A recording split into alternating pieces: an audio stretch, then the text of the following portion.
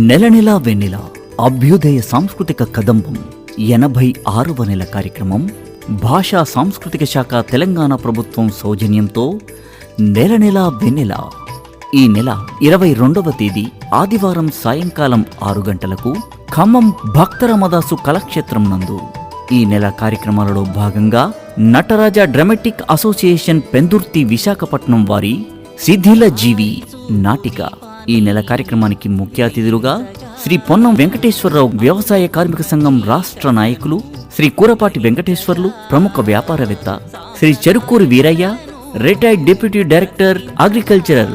ఈ నెల ప్రదర్శనల గౌరవ పారితోషిక స్పాన్సర్ శ్రీ చెరుకూరి వెంకటేశ్వరరావు గారి 35వ వర్ధంతిని పురస్కరించుకొని వారికి వినమ్రపూర్వక నివాళులర్పిస్తూ కుటుంబ సభ్యులు.